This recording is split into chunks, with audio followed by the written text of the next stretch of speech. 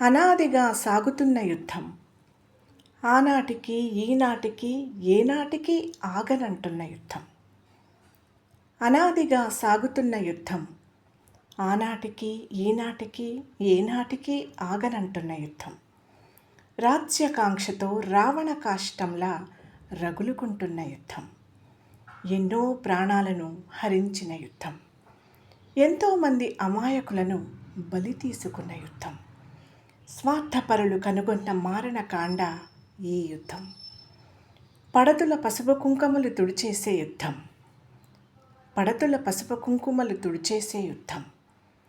అనాథలైన పసిపిల్లల ఆర్తనాదాల వేదన, ఆ వేదన ఈ యుద్ధం. కన్న తల్లి కడుపు మంటను మిగిల్చే కసాయి ఈ యుద్ధం. కన్న తల్లి కడుపు మంటను మిగిల్చే కసాయి ఈ యుద్ధం. పచ్చటి నేలను శ్మశానంగా మార్చేసే యుద్ధం. కులాల మధ్య యుద్ధం, మతాల మధ్య యుద్ధం, రాష్ట్రాల మధ్య యుద్ధం, దేశాల మధ్య యుద్ధం. యుద్ధం యుద్ధం యుద్ధం. ఎక్కడ చూసినా యుద్ధం. అంతులేని యుద్ధం. ఎందులకు ఈ యుద్ధం? ఎందులకు ఈ యుద్ధం? ఏం సాధించటానికి ఈ యుద్ధం? ఆనాటికి ఈనాటికి ఏం మారింది? ఆనాటికి ఈనాటికి ఏం మారింది? రాజులు పోయారు, రాజ్యాలు పోయాయి, రాజకీయాలు వచ్చాయి, రాజ్యాధినేతలు వచ్చారు. అంతే తప్ప యుద్ధాలు మాత్రం ఆగడం లేదు. యుద్ధాలు మాత్రం ఆగటం లేదు. ఆనాడైనా ఈనాడైనా యుద్ధానికి ముగింపు రక్తపాతమే. ఆనాడైనా ఈనాడైనా యుద్ధానికి ముగింపు రక్తపాతమే. అది మానవాళికి తీరని శాపమే. మానవుడిగా పుట్టినందుకు మానవత్వంతో మసలుకుంటే, మానవుడిగా పుట్టినందుకు మానవత్వంతో మసలుకుంటే మరో ప్రపంచ యుద్ధం జరగకుండా ఆపగలం. మనిషి మనిషిగా మిగిలి వసుధైక కుటుంబంగా, మనిషి మనిషిగా మిగిలి వసుధైక కుటుంబంగా విశ్వశాంతిని పంచగలం. విశ్వశాంతిని పంచగలం. మనిషి తప్పిపోయాడు. మనిషి తప్పిపోయాడు. అవును, మనిషి తప్పిపోయి చాలా కాలమైంది. ఎందుకంటే మనిషిలోని మానవత్వం తప్పిపోయింది కనుక. తోటి మనిషి గురించి ఆలోచన లేదు. సాటి మనిషితో కలిసి నడిచే ఆలోచన అసలే లేదు. తోటి మనిషి గురించి ఆలోచన లేదు. సాటి మనిషితో కలిసి నడిచే ఆలోచన అసలే లేదు. ఎంతసేపటికి తన సంతోషం, తన స్వార్థం, తన అధికారం, తన ఆనందం, వీటి గురించే అతని పరుగు. ఈ పరుగులో ఎంతమందిని కింద పడతోసినా, ఎంతమందిని తొక్కేసినా అది అతనికి అనవసరం. ఈ పరుగులో ఎంతమందిని కింద పడతోసినా, ఎంతమందిని తొక్కేసినా అది అతనికి అనవసరం. ఎందుకంటే మనిషి తప్పిపోయాడు కాబట్టి. తోటి మనిషి ఆపదలో ఉంటే సెల్ఫీ, సాటి మనిషి అసహాయతలో ఉంటే సెల్ఫీ, అతని ఆకలిలో సెల్ఫీ, ఆవేదనలో సెల్ఫీ, అవతలి వాడి ప్రాణం పోతున్నా సెల్ఫీ. సాంకేతికంగా ముందుకు పోతున్నాను అనుకుంటున్న సదరు మనిషి మానవత్వంలో మాత్రం పాతాళంలోకి కుంగిపోతున్నాడు. సాంకేతికంగా ముందుకు పోతున్నాను అనుకుంటున్న సదరు మనిషి మానవత్వంలో మాత్రం పాతాళంలోకి కుంగిపోతున్నాడు. ఎందుకంటే మనిషి తప్పిపోయాడు. అతనిలోని మానవత్వం తప్పిపోయింది. కాదు, చచ్చిపోయింది. అతనిలోని మానవత్వం చచ్చిపోయింది. అందుకే అందరం మనలో తప్పిపోయిన మనిషిని వెతికి పట్టుకుందాం. అందరం మనలో తప్పిపోయిన మనిషిని వెతికి పట్టుకుందాం. మనుషులుగా మారదాం.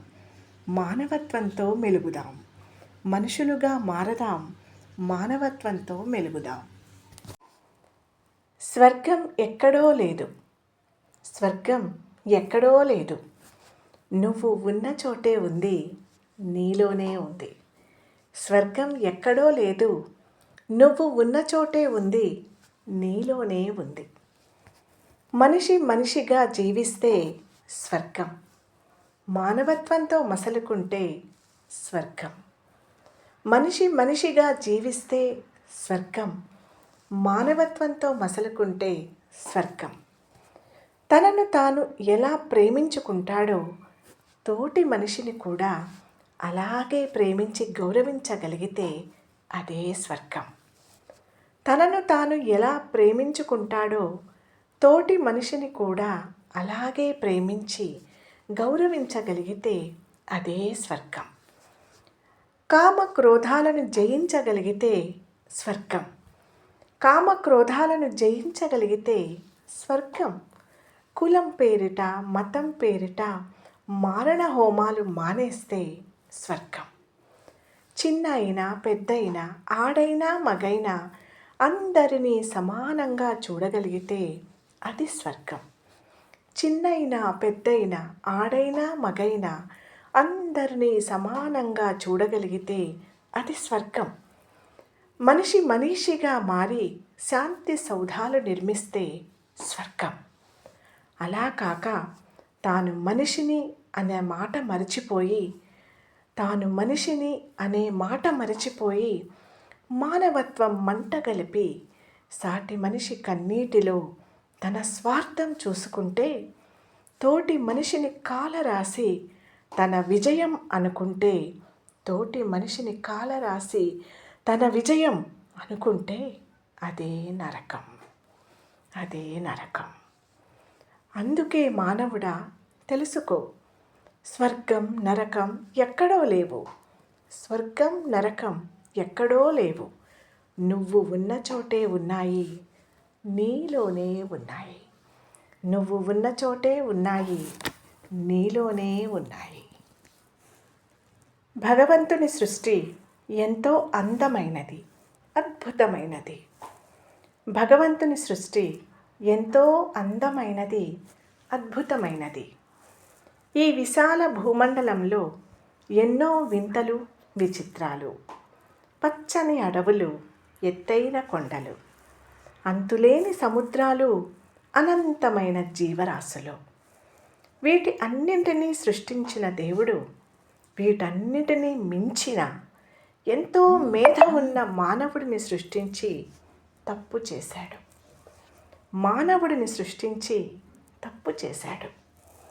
చల్లగా బ్రతకమని, చక్కగా బ్రతకమని దీవించి పంపితే, చల్లగా బ్రతకమని, చక్కగా బ్రతకమని దీవించి పంపితే ఈ మనిషి ఆ మాట మరిచి కులమని, మతమని, జాతని, రీతని పలు రీతులుగా విడిపోయి, కులమని, మతమని, జాతని, రీతని పలు రీతులుగా విడిపోయి అధికారం కోసం, ఆధిపత్యం కోసం మానవత్వం అనేది పూర్తిగా మరచిపోయి తన తోటి మనిషిని చంపుతున్నాడు లేదా చస్తున్నాడు.